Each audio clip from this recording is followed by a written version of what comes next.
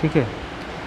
जैसे atomic mass, अब atom क्या होता है, बहुत छोटा है, स्मॉलेस्ट पार्टिकल्स है जो डिवाइड नहीं हो सकता, ऐसा डाल्टन ने कहा था। तो उसका मास अगर निकालना है तो बहुत ही माइक्रोस्कोपिक, मतलब छोटे से छोटे पैमाने पर जाकर उसका मास हम निकालेंगे। ठीक है। अब मास निकालने के लिए स्टैंडर्ड कोई चीज़ चाहिए अपने को। क्या चाहिए? स्टैंडर्ड चीज़। नहीं समझे? नहीं समझे। जैसे तुम्हें इस चौक का मास निकालना है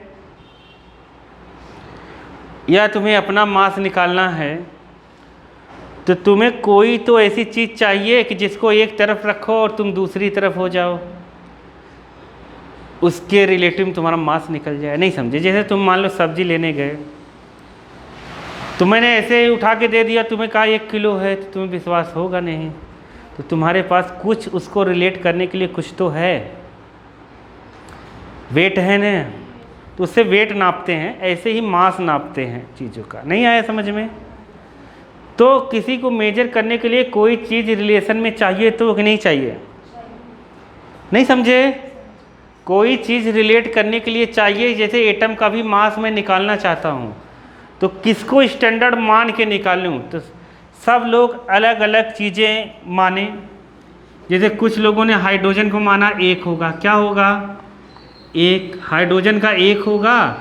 हाइड्रोजन को एक तरफ रख दो, दूसरी तरफ दूसरे को रख दो, वो जितना होगा उस हिसाब से उसका मास हो जाएगा। नहीं समझे? तुम लोग समझ नहीं पा रहे हो क्या? जैसे हाइड्रोजन के, क्योंकि सबसे हल्का है ये, तो इससे सब का कंपेयर करके मास निकालने लगे। जैसे कार्बन के साथ कंपेयर करें, कार्बन इसका 12 गुना हो गया, तो कह दिया 12 है। नहीं आया समझ में? तो ऐसे कर करके लोग निकाल रहे थे। तो ऑक्सीजन से कितने लोगों ने ऑक्सीजन से निकालना, ओ से कहा ऑक्सीजन बहुत हम लोग सांस लेते हैं, तो एयर में रहता है, तो ऑक्सीजन से निकाल लो। नहीं आया समझ में? कंपेयर करके। लेकिन ये सब अपने को पढ़ना नहीं है, ये सब बहुत पुराने थे, इनको रिजेक्ट कर दिया गया है। जो एटॉमिक मास निकालेंगे हम लोग, वो किससे निकालेंगे ये पेपर में आएगा, तो वो है कार्बन से। किससे निकालेंगे? कार्बन से। कार्बन के 3 आइसोटॉप्स होते हैं। क्या होते हैं? आइसोटॉप्स। आइसोटॉप्स क्या होते हैं? नाम सुना होगा कि नहीं सुना है? तो बताओ आइसोटॉप्स क्या होते हैं बालक, बताओ। अच्छा नहीं सुना है, छोड़, नहीं जानते? नहीं जानते? उसमें नहीं लिखा है। लिखा है क्या? नहीं लिखा है ना। देखो उसमें केवल लिखा होगा बुक में आइसोटॉप्स। तो आइसोटॉप्स वो चीज़ है, आइसोटॉप्स मतलब एक के लिए वर्ड है नहीं है। किसके लिए नहीं है? एक एलिमेंट के लिए वर्ड नहीं है ये। टॉप्स है ना, आइसोटॉप होता तो एक के लिए होता। आइसोटॉप्स है 2 या मोर देन 2 चीज़ों की बात हो रही है। तो हम यहाँ एलिमेंट्स की बात करेंगे या एटम की बात करेंगे। तो आइसोटॉप्स वही चीज़ होगा जिसका क्या हो? एटॉमिक नंबर सेम हो। क्या हो? एटॉमिक नंबर सेम हो, बट क्या हो? मास नंबर, क्या मास नंबर क्या हो? डिफरेंट हो। नहीं समझे? मास नंबर डिफरेंस होने के मतलब मास अलग अलग हो, तो ये कहलाएगा आइसोटॉप्स। तो ऐसे बहुत सारे आइसोटॉप्स मार्केट में हैं। हम 9th में पढ़ते हैं हाइड्रोजन के 3 आइसोटॉप्स हैं। कौन कौन से? हाइड्रोजन 1, हाइड्रोजन 2 ऊपर रहेगा, हाइड्रोजन 3। कोई भी एलिमेंट अगर लिखा है, क्या लिखा है? एलिमेंट लिखा। ये सब बेसिक चीज़ें, ये सब नहीं पता रहेगा तो आगे थोड़ी सी परेशानी होगी। एलिमेंट के जो ऊपर लिखा रहता है वो होता है मास नंबर। क्या होता है? Mass number. नहीं आया? और नीचे जो लिखा होता है नीचे, वो होता है क्या? Atomic number. क्या होता है? एटॉमिक नंबर, ये नीचे वाला। ठीक है, समझ गए? तो ऊपर मास नंबर, नीचे क्या? एटॉमिक नंबर होता है। जैसे यहाँ लिख दिया गया, तो यहाँ मास नंबर, ये एलिमेंट है तो ये एटॉमिक नंबर। नीचे कहीं भी लिखा ये एम इधर भी अगर लिखा रहेगा, मान लो कभी कभी लिख देते हैं लोग, यहाँ भी लिखा रहेगा तब भी मास नंबर ही समझेंगे, नीचे एटॉमिक नंबर, समझ गए। तो इसीलिए यहाँ पे मास नंबर अलग अलग है और देखोगे एटॉमिक नंबर क्या है, सेम है नीचे का। तो हाइड्रोजन के 3 आइसोटॉप्स होते हैं, प्रोटियम, ड्यूटेरियम और ट्राइटियम, ये भी हम लोग पढ़े हैं 9th क्लास में, ठीक है। तो ये सब तो अभी पढ़ नहीं रहे, मेन मुद्दा जो है कार्बन का है। कार्बन के भी 3 आइसोटॉप्स हैं, कितने? 3। तो वो है कार्बन 12, कौन सा? कार्बन 12। देखो इधर भी लिखा जा सकता है, टेंशन लेने की ज़रूरत नहीं है। कार्बन 13 और कार्बन 14, समझ गए। ये 3 होता है कार्बन के आइसोटॉप्स, 3 कार्बन के होते। कार्बन के एटॉमिक नंबर 6 है, इसलिए 6 यहाँ रहेगा, 6 रहेगा, 6 रहेगा। तो अब इसमें जो मेन कार्बन है 99% वो ये होता है लगभग कार्बन में, ये और ये बहुत कम होते हैं। ये जो चीज़ होती है कार्बन 14, ये कार्बन के ही पार्ट हैं, मतलब कार्बन के रूप पाए गए हैं। नहीं आया समझ में? नहीं समझे? ये कार्बन से ही मिले बने हैं, ये तीनों कार्बन ही, इन तीनों को मिलकर ही एवरेज हम इसका मास लिखते हैं, मास। तो ये कार्बन के 3 आइसोटॉप्स है, 12, 13 और 14, 99% यही होता है। तो जो हम एटॉमिक मास निकालते हैं उसके लिए अभी प्रेजेंट में जो बुक में पढ़ाया जा रहा है उसको हम लेते हैं कार्बन 12 से। क्या लेते हैं? इन सब का भी अलग अलग काम है अपना। जैसे ये कार्बन 14 जो है, जैसे कोई जीवाश्म, कोई भी फॉसिल चीज़ें हैं, जैसे पेड़ गिरा ज़मीन के अंदर धंस गया है, 100 साल हो गए हैं, तो कार्बन डेटिंग करते हैं। इससे हम क्या करते हैं? Carbon dating. कार्बन 14 से हम ये पता कर लेते हैं कि कितने साल पुराना ये चीज़ है। नहीं आया समझ में? तो रेडियो एक्टिव होते हैं ये थोड़ा सा, इसलिए ऐसा होता है, ये ख़त्म होते रहते हैं। तो कार्बन डेटिंग से चीज़ें पता चल जाती हैं कि कौन कितना साल पहले तुमने किसको मार के गाड़ा है। नहीं समझ पाए? तुमने किसी को मार के गाड़ दिया, हड्डी निकल रही है, तो लोगों को कैसे पता चल जाता है कितने दिन हुआ मरे हुए? नहीं समझ में आए? अप्रॉक्सीमेट में वो बता देते हैं। तो कार्बन 14 से बताना है। तो ये सब छोड़ो, ऐसे आइसोटॉप्स होती हैं चीज़ों को, समझ गए कि नहीं? एटॉमिक नंबर सेम होता है बट मास नंबर क्या होता है? डिफरेंट। वो चीज़ होती है आइसोटॉप्स। ऐसे ही आइसोबार है, वो हम पढ़ेंगे नेक्स्ट चैप्टर में। चलो देखो आइसोटॉप्स ये जो है, तो यहाँ पर हम लोग कार्बन का 12, कार्बन का कौन सा आइसोटॉप्स यूज करेंगे? एटॉमिक स्टैंडर्ड किसको मानेंगे? कार्बन 12 को। किसको मानेंगे? कार्बन 12। तो कार्बन 12 को हम ऐसे भी लिखेंगे C12। ये क्या है? आइसोटॉप्स। क्या है? आइसोटॉप है किसका? ऑफ कार्बन का। समझ गए? एक कार्बन का। इसी से हम क्या निकालेंगे? Atomic mass. क्या निकालेंगे? मतलब इसको स्टैंडर्ड मान लिया गया है। क्या मान लिया गया है? स्टैंडर्ड। तो अब इसमें कितना स्टैंडर्ड है? तो कार्बन 12 में ये माना गया कि इसके 12 पार्ट होते हैं। कितने पार्ट? 12 पार्ट। तो ये 12 पार्ट से 12 पार्ट को अगर एक पार्ट में हम डिवाइड कर दें, 12 से इसको डिवाइड कर दे, तो वो 1 बन जाएगा। कितना बन जाएगा? 1। नहीं समझे? तो मतलब एक कार्बन 12 में हम लोग मान लेते हैं कि एक कार्बन 12 का जो एटॉमिक मास है, एटॉमिक मास ये माना गया। ठीक है, स्टैंडर्ड किसी को तो मानोगे। तो लोग समझ नहीं पा रहे हो क्या? जैसे एटम्स का मास नापने के लिए, एटॉमिक मास, तो किसी को तुम्हें स्टैंडर्ड लेना पड़ेगा। तो हमने स्टैंडर्ड लिया है किसको? कार्बन 12 को। नहीं आया क्या समझ में?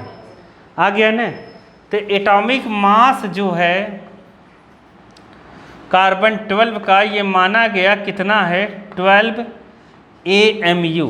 लिख लिया है ना इसको इधर का, कितना है 12 AMU। AMU क्या है? AMU का फुल फॉर्म है एटॉमिक मास यूनिट। क्या है? Atomic mass unit 12 AMU। समझ गए? तो हम इसको शॉर्टकट में U लिखते हैं। क्या लिखते हैं? U। तो मतलब कार्बन 12 का जो मास है तो इसको हम इस तरीके से भी लिख सकते हैं, कितना 12 AMU इक्वल टू 12U। ऐसा मान लिया गया कि जो कार्बन का आइसोटॉप्स कार्बन 12 है उसमें 12 यूनिट है। कितनी यूनिट है? 12 यूनिट है। अगर एक यूनिट बनानी है अपने को तो क्या करना चाहिए? इसको 12 से डिवाइड कर देना चाहिए। आया कि नहीं?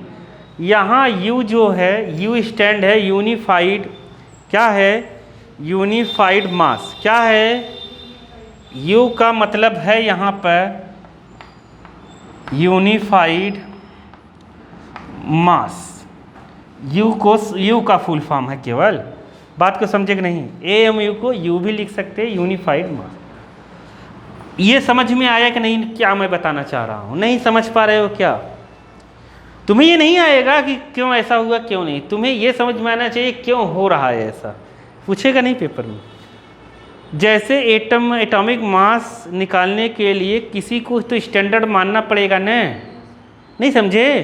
ताकि उससे रिलेट करके हम दूसरी चीज़ों का मास निकाल सके। तो लोगों ने हर जगह हर चीज़ दी, लेकिन जो स्टैंडर्ड माना गया वो किसको माना गया?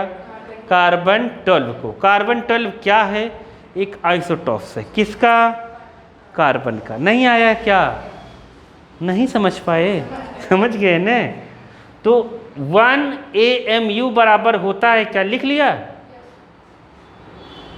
तो 1 AMU बराबर होगा, समझ तो आ रहा है ना तुम लोगों को? नहीं समझ में बता देना बल्कि देखो।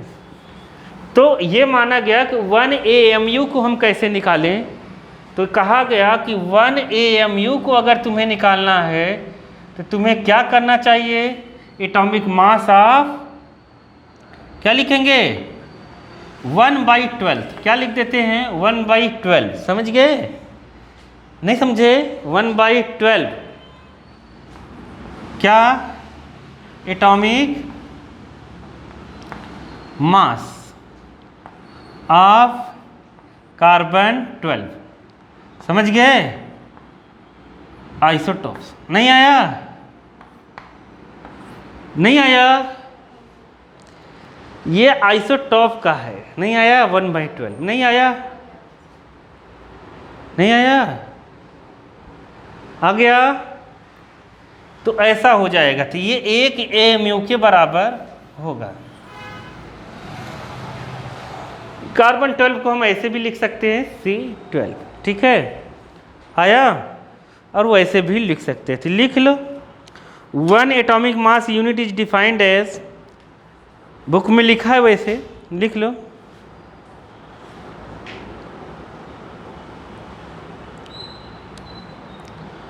वन एटॉमिक मास यूनिट मतलब AMU is defined as a mass exactly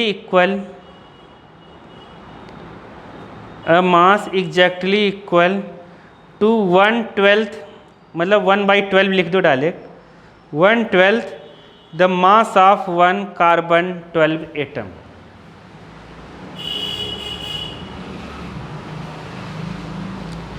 समझ गए कि नहीं?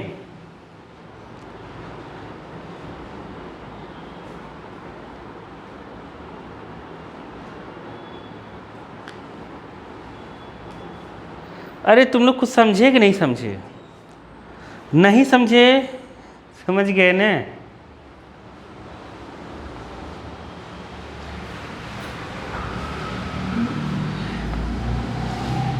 एटॉमिक मास को ग्राम में हम कैसे बदलें? मतलब 1 AMU और ग्राम में रिलेशन है 1.66 इंटू 10⁻⁻24 ग्राम। ये अगर अपने को AMU दिया रहेगा तो उसको हम ग्राम में कन्वर्ट कर सकते हैं। समझ गए कितना? 1.66 इंटू 10⁻⁻24 ग्राम, इसको हम ग्राम में कन्वर्ट कर सकते हैं। ठीक है, तुम लोग को समझ में आ रहा है कि नहीं? नहीं आ रहा है? एटॉमिक मास को हम AMU में मेजर करेंगे। मेजर करने के लिए एक स्टैंडर्ड चाहिए, वो स्टैंडर्ड ले लिया हम लोगों ने, क्या? कार्बन 12 को। तो कार्बन 12 के 1/12 पार्ट को हम क्या कहेंगे? 1 AMU कहेंगे। समझ गए कि नहीं? आ गया?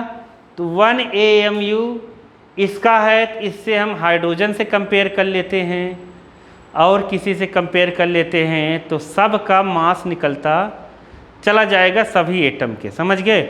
इसीलिए हाइड्रोजन का उसने निकाला कितना? 1.008। क्या निकाला है? 1.008। लेकिन हम लोग जब भी लिखेंगे 1 ही निकालेंगे। कितना लिखेंगे?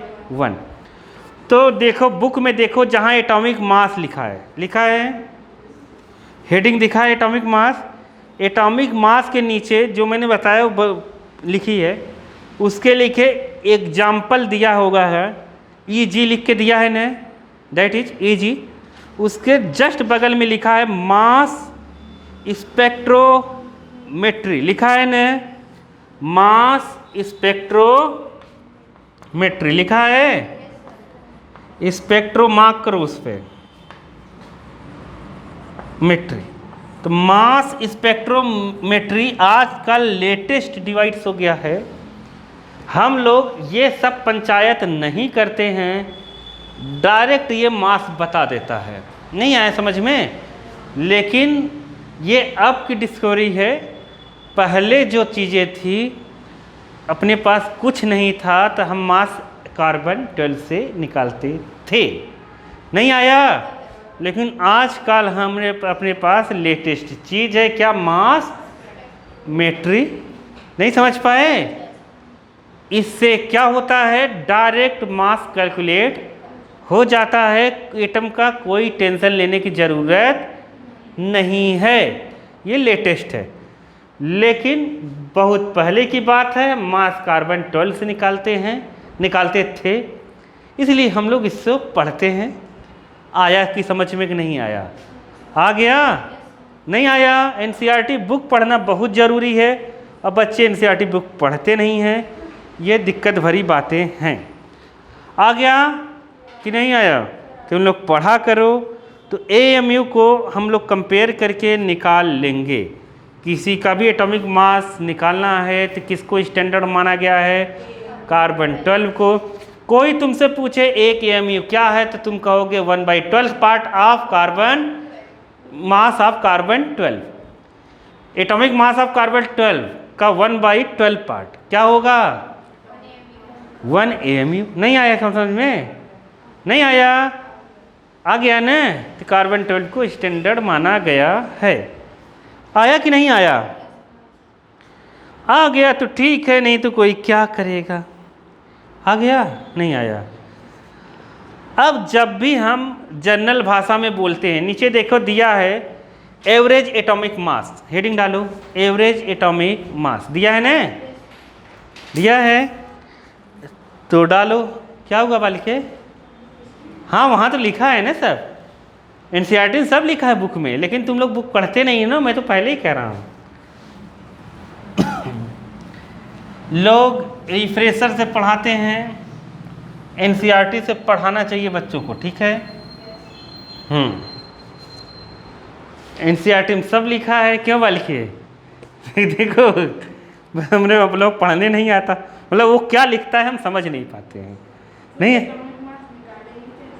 कौन सा एटॉमिक मास? किससे? ये पगली है एकदम। देखो जैसे एक AMU है ना, नहीं अपने को निकालना नहीं है। हाँ, नहीं निकालना है। अपन लोग थोड़ी निकालेंगे तो बड़ा बड़ा, अपने कौन निकालेगा? कैसे निकालते हैं ये पता होना चाहिए, बस समझ गए। निकालना नहीं है किसी का, हम लोग पगली हो क्या। देखो एवरेज एटॉमिक मास क्या दिया है, एवरेज जोड़ दिया, क्या जोड़ दिया, एवरेज। तो एवरेज एटॉमिक मास क्या है, तो बताओ एवरेज एटॉमिक मास क्या है। एवरेज का मतलब जानते